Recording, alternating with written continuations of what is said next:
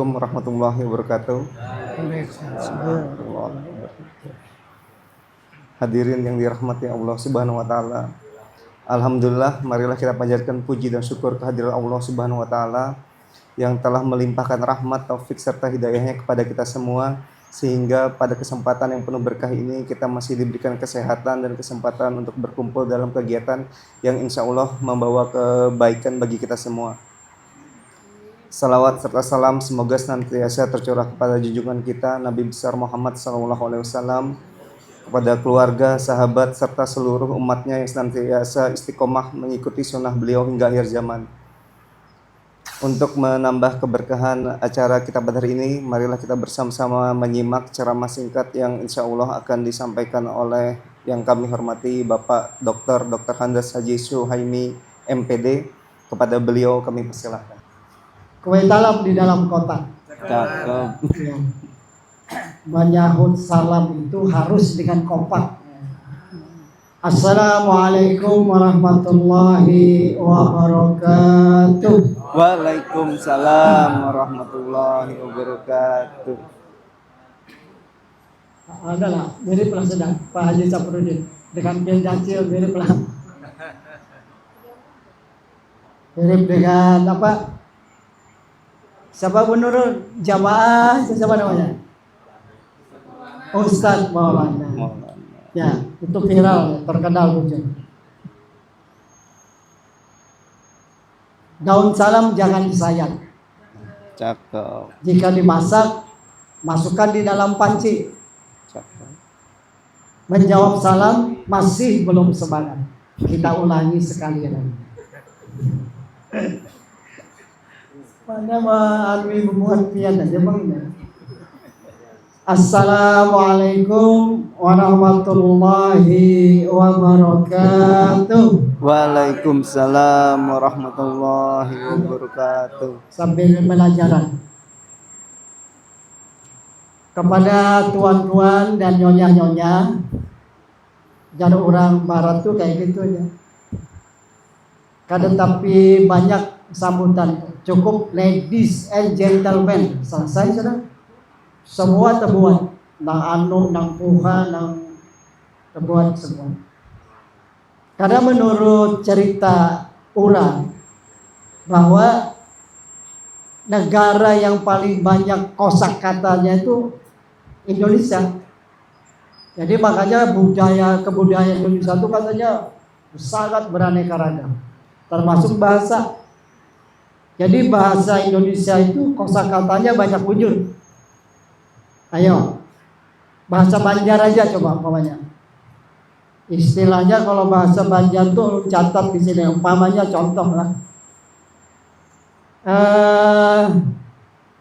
Buka, lalu tegugur, terjerungkok. Nah, itu kan itu terjerungkok, ya kan?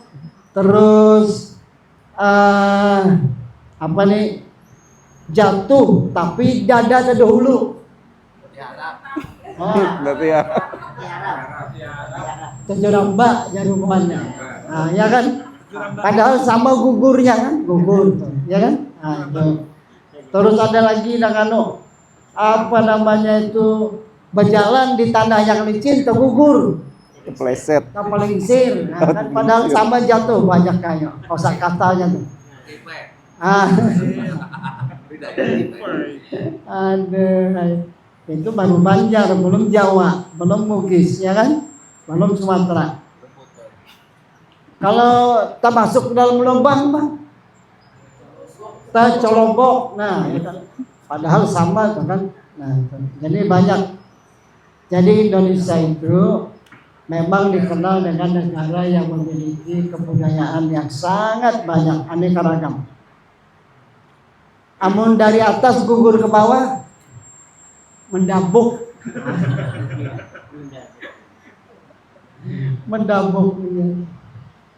Baik, yang saya hormati dan saya banggakan, Bapak Kepala Kantor Kementerian Agama Kota Samarinda, Bapak Dr. Handas Haji Nasrun MH, Bapak Ibu pejabat struktural dan fungsional, karyawan dan karyawati serta adik-adik PKL.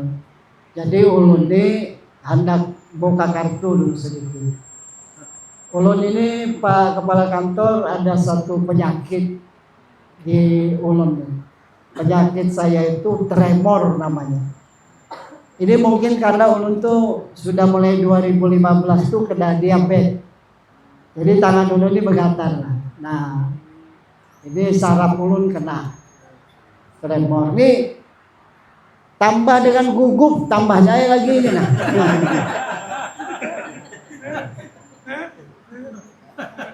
Jadi ada kisah ketua masjid Pelita itu beberapa kali menyinggung ulun. Artinya ulun ini kan koordinator bidang ibadah gitu. Pak mungkin ini lancak dipakai di tausiah. Jadi di berapa kali disinggung, disuruh menyampaikan tuh nah, apa namanya itu? Oh ini model kayak awal Ramadan nih, mengumumkan sipulan imam sipulan. Jar saya yang paling menyumpani ulun kalau ulun yang dibuka. Kenapa Pak aja? Nah, coba lihat di tangan ulun ini. Nah, jadi lagi dulu ulun profesi ulun aslinya ini tukang jahit Pak Kepala. Jadi saya kelas 1 SMP itu sudah berupah menjahit baju ini, sudah profesional. Sudah wani mengambil upah baju orang penjahit. Sampai ulun pegawai negeri 97 baru ambil menjahit. Wayah ini memasukkan jarum benang ke jarum itu, Pak ilahi Allah. Ulun kan ya muncul. Ulun akan mau udah semen daripada memasang.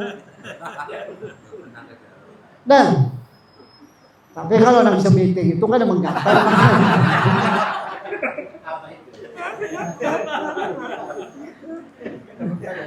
Ini begayaan lah. Nah, jadi menghilangi gugup tuh ulun mencatat kadang kayak Pak Haji Mustafa Nuri, Pak Haji Nasrun, Pak Haji Aman, lepas tangan sudah ibarat orang bersepeda tuh lepas tangan. Nah, saking lihai sudah bertausiah tuh. Dan kita ini belum kawan kayak itu. Alhamdulillahillazi hadana li hadza wa ma kunna linahtadiya an hadallah. Asyhadu an la ilaha illallah, asyhadu anna Muhammadan abduhu wa rasuluh. La nabiyya ba'dahu. Yang pertama adalah alhamdulillah kita wajib mensyukuri segala nikmat yang sudah diberikan kepada kita hingga dengan detik ini. Terutama adalah nikmat iman, nikmat Islam, nikmat ihsan. Selanjutnya adalah nikmat umur. Nah, ini nikmat umur ini. Karena seperti yang disampaikan kawan-kawan terdahulu, bila sudah waktunya kawan dimajukan sedetik, kawan dimundurkan sedetik, biar hendak buka ke lubang samud, tetap bila sampai waktunya. Apa tuh ijazah jaluhum kalau yang seluruh saatan lah apa? Nah, kada hafal loh. Nah, hafal ujungnya aja. Baik.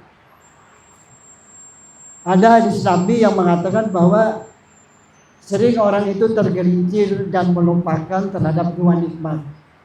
Pertama adalah nikmat umur dan nikmat waktu, nikmat kesempatan.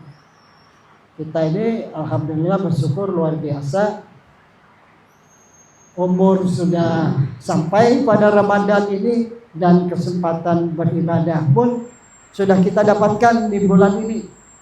Tinggal apakah kita bisa mengoptimalkan, memaksimalkan ibadah yang kita jalani saat ini.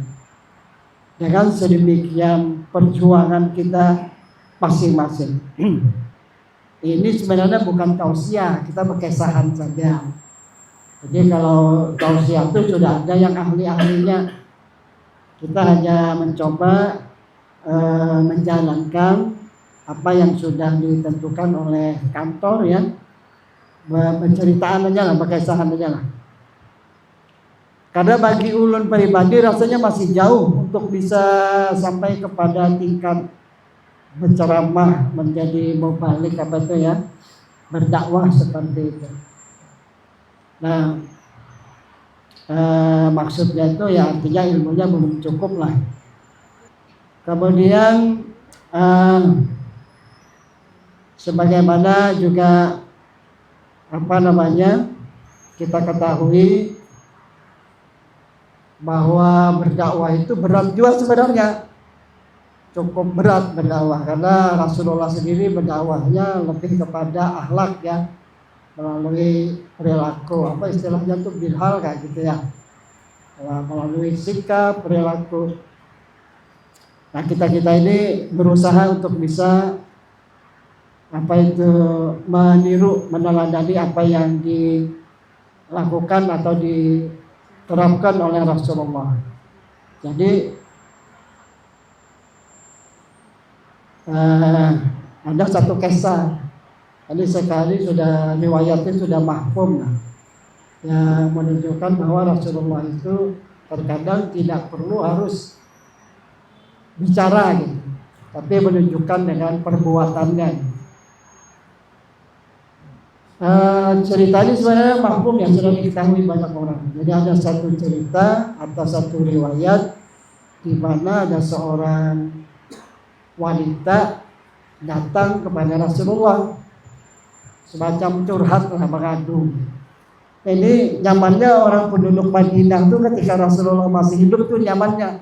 Jadi bila ada masalah dia langsung datang ke Rasulullah, karena Rasulullah masih ada dan berada di Madinah. Beda dengan penduduk Mekah, kan kada setanah tuh dengan Rasulullah. Jadi si wanita itu ngeluh kepada Rasulullah, ya Rasulullah, aku ini ada masalah. Masalahnya ini adalah lakiku itu ketujuh banar membawa tamu ke rumahnya. Artinya selalu membawa tamu ke rumah ini. Berkali-kali ditanyakan kepada Rasulullah, tapi Rasulullah berdiam aja, kada menjawab, berdiam aja Rasulullah. Sampai akhirnya si perempuan itu pulang meninggalkan Rasulullah. Selang beberapa waktu kemudian Rasulullah yang membalas berkunjung ke rumah si perempuan itu. Jadi assalamualaikum, ketemu dengan suaminya. Kalau kita bertamu ke rumah orang tuh cukup kita mengetok aja assalamualaikum, kalau ada belnya kan usah berhintip ke kaca jendela orang tuh, kalau siapa seorang lagi kada membaju kelihatan, nah itu melanggar adab kita. Jadi bertemulah, setelah bercerita saya singkat aja, setelah itu Rasulullah itu menyatakan dengan wanita itu, katanya nanti saya keluar, kamu lihat apa yang mengikuti saya, seperti itu. Keluarlah Rasulullah setelah bertemu dari beliau perempuan tadi penduduk Madinah itu. Ternyata apa yang dilihat, nah di belakang Rasulullah itu ikutlah hewan-hewan yang sangat beracun, ya, kayak kalajengking, kayak apa yang ditakuti oleh ibu-ibu itu kecoa, jadi ular gitu, ikut di belakang Rasulullah. Nah barulah Rasulullah menjelaskan. Jadi setiap tamu yang datang ke rumah itu ia membawa rezekinya sendiri, dan ketika ia keluar maka ia membawa seluruh keburukan dan dosa dari penduduk atau penghuni rumah itu. Itu gambarannya. Makanya Islam mengatur bagaimana wajib menghormati tamu. Bahkan menjamu tamu itu paling afdal 1 hari, menurut sebuah riwayat boleh sampai 3 hari. Bila lepas dari 3 hari itu maka jatuhnya kepada sedekah kepada si tamu. Kita hari raya Kena itu kan banyak tamu yang bakal datang ke rumah dari luar kampung gitu kan. Ada yang bermalam, nah ini salah satu yang mungkin membawa manfaat bagi kita setelah kita mengetahui oh ternyata tamu itu membawa rezekinya ketika masuk ke dalam rumah kita. Nah ini maksudnya adalah Rasulullah tidak menjawab, tapi Rasulullah menunjukkan dengan perilaku, dengan akhlaknya gitu. Itu. Lalu kemudian jadi intinya adalah ulun ini hanya mencoba berbagi materi saja dalam suatu hal yang mungkin memberi manfaat kepada kita semua. Adapun yang ingin saya sampaikan di sini adalah berkaitan dengan Asmaul Husna ya, yaitu Ar-Rahman dan Ar-Rahim, sifat Rahman dan sifat Rahimnya Allah. Kalau saya buka-buka di tafsir Ibnu Katsir itu yang ada asbabun nuzulnya Imam Suyuti, ada bukunya hijau itu terbesar. Nah, saya buka-buka bahwa sifat atau Rahman itu hanya diberikan kepada semua orang. Jadi kita baik beriman maupun yang tidak beriman.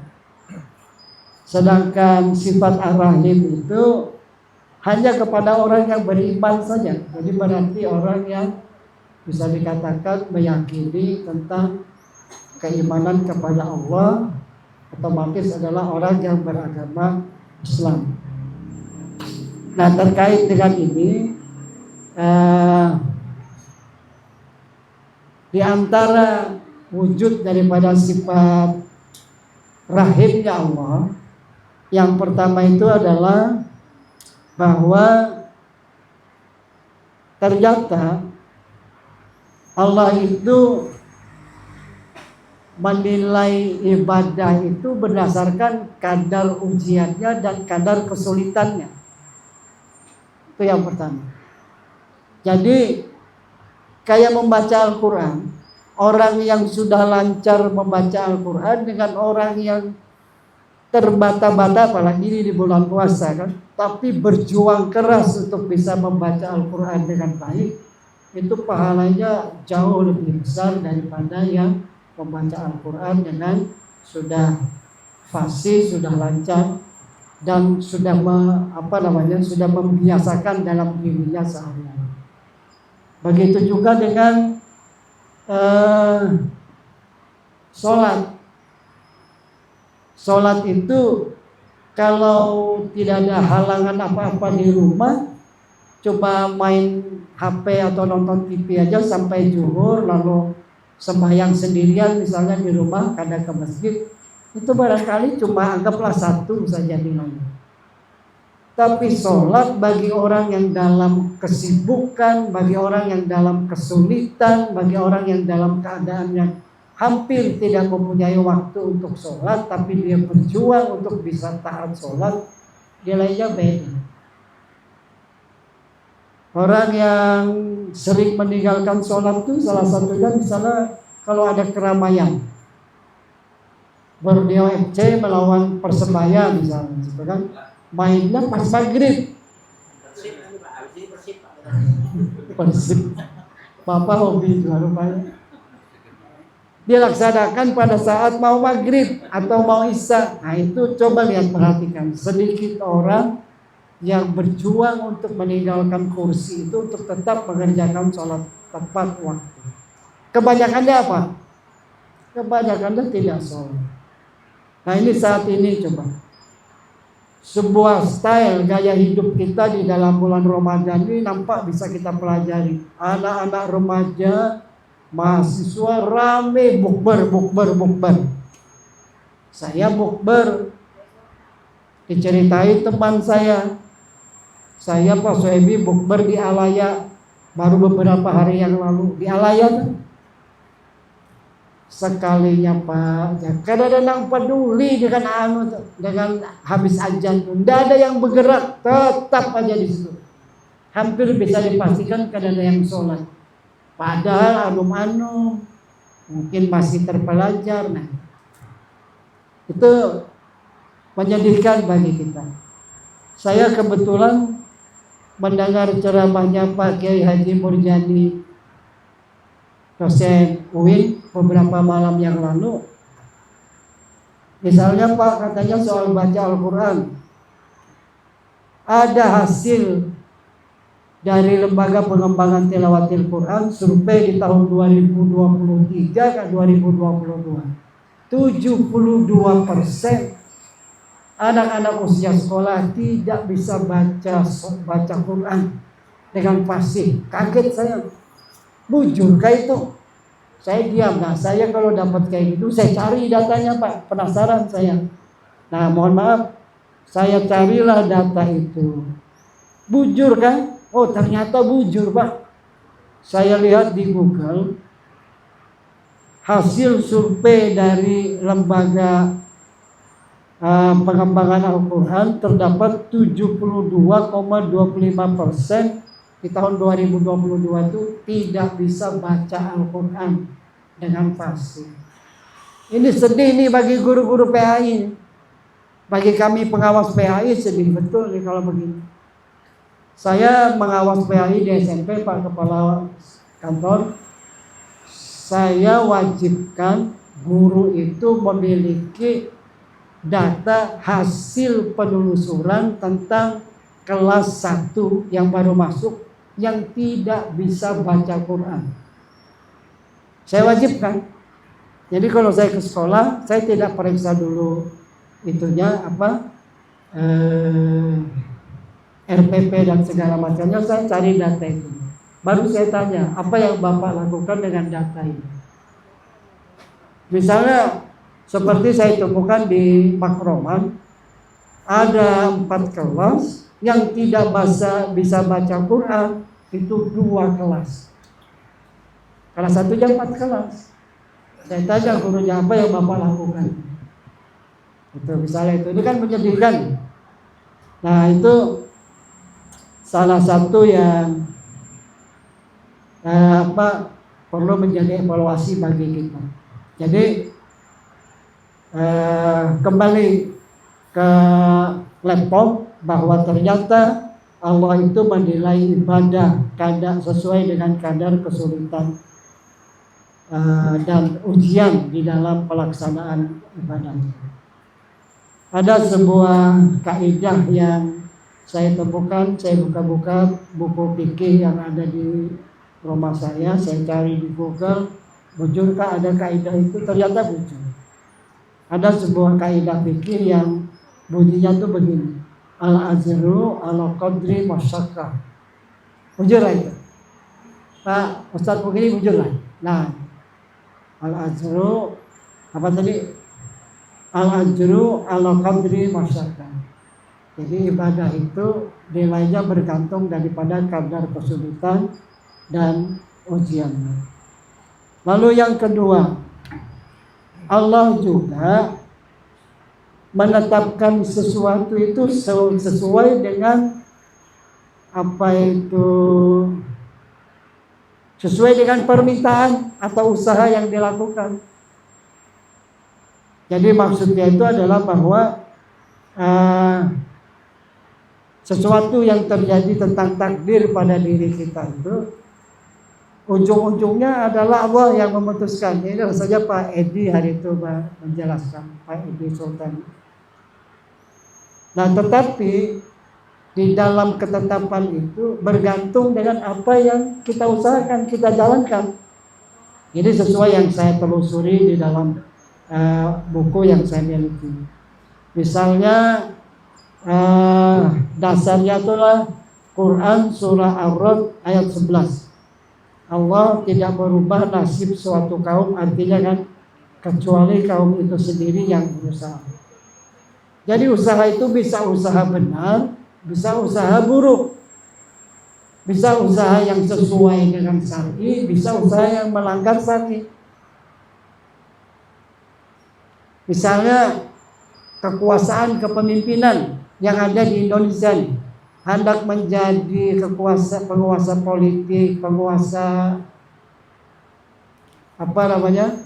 pemerintahan dan segala macam, menjalankan dengan praktek-praktek yang tidak syar'i.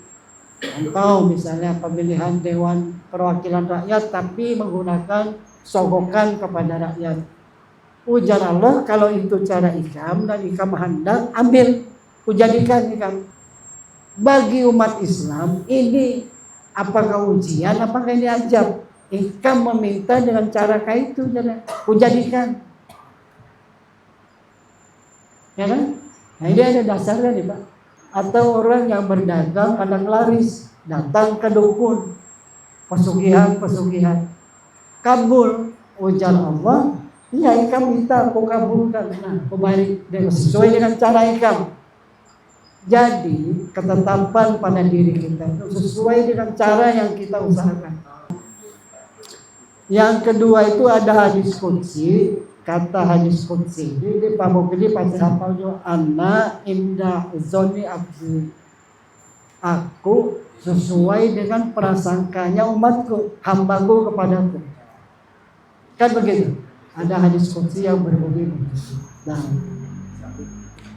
yang ketiga, yang sedikit itu di hadapan Allah bisa lebih baik yang sedikit. Jadi kalau ukuran dunia sedikit itu pasti kecil, pasti sedikit itu akan kalah dengan yang banyak. Kalau ukuran dunia kita berisi duit 10.000, orang 100.000 kalah 10.000. Tapi di mata Allah yang sedikit itu justru itu bisa berarti lebih besar nilainya. Apa itu? Misalnya kata Allah di dalam surah As-Saba ayat 13, wa qalilun min ibadi syakur. Sedikit sekali orang itu yang bersyukur. Jadi sedikit itu artinya apa? Lebih buruk apa lebih baik? Lebih baik. Itu. Jadi yang sedikit di mata Allah itu belum tentu itu buruk ya. Atau yang lain misalnya di surah Al-A'raf ayat 10 misalnya, qalilan ma tashkurun, sedikit sekali orang yang bersyukur, sedikit. Jadi bayangkan penduduk dunia ini saat ini kalau kada salah sudah 8,7 miliar. 25%-nya, 25%-nya itu Islam. Hitung aja berapa Islam miliarnya. Kalau nang kada Islam sudah pasti kada bersyukur. Ini nang Islam nih nang beriman kepada Allah. Itu disebut oleh ayat ini, qalilan ma tashkurun. Sedikit di antara kita yang bersyukur. Jadi sedikit, kita berjuang menjadi orang yang sedikit. Karena sedikit di mata Allah itu lebih baik. Nah itu. Jadi Bapak Ibu yang saya hormati, di dalam kaidah yang saya temukan di dalam buku fikih ini, ternyata ini menjadi sesuatu yang bisa menyemangati kita dalam beribadah. Jadi kayak saya belajar nahwu saraf, kada bisa-bisa, biar aja kada bisa. Karena Allah itu bukan melihat hasilnya, tapi melihat prosesnya. Menuntut ilmu itu wajib, tuntut sampai tua, biar kada bisa. Kada lihai-lihai maksudnya gitu, tuntut aja terus. Nah, lalu kemudian yang seperti itu tadi, marilah kita berlomba-lomba menjadi orang yang sedikit. Ujar apa itu? Ujar Allah kah? Ujar Nabi kan? Kita ini kan 73 golongan. Tapi yang masuk surga itu karena satu golongan aja. Kan berarti 72 golongan tuh banyak tuh jumlahnya tuh. Nah itu kan yang masuk surga. Jadi berlombalah menjadi orang yang sedikit. Jangan menjadi orang yang banyak. Inilah yang bisa saya sampaikan. Mudah-mudahan memberi manfaat khususnya pada diri saya pribadi. Salah hilaf saya mohon maaf. Minta halal, minta ridho, meminjam kata-kata Pak Yaman. Minta halal, minta ridho, dunia akhirat. dan mudah-mudahan kita panjang umur disampaikan kepada Ramadan yang tahun akan datang. Yang mana berusaha berdagang, dagangannya laris. Yang mana badannya kurang sehat menjadi sehat. Yang mana apa namanya? Yang mana hutangnya banyak terlunasi. Bujur itu Pak. Bujur itu. Karirnya makin naik. Yang mana menjadi pejabat, menjadi kepala kantor, kita doakan segalanya. Demikian. Apa Pak? Oh iya, yang belum berumah tangga. Nah, mudah-mudahan maka dapat jodoh. Pokoknya banyak kayak lagi tuh. Saya juga minta ini doakan kalau tidak mau bertambah duit ya, bukan bertambah. Iya. Terima kasih. Assalamualaikum warahmatullahi wabarakatuh. Terima kasih kepada Bapak Dr. Haji Suhaimi MPD atas tausiah singkatnya. Semoga bermanfaat bagi kita semua. Demikianlah akhir kegiatan ini. Mari kita tutup dengan bacaan hamdalah. Alhamdulillahirabbil alamin. Assalamualaikum warahmatullahi wabarakatuh.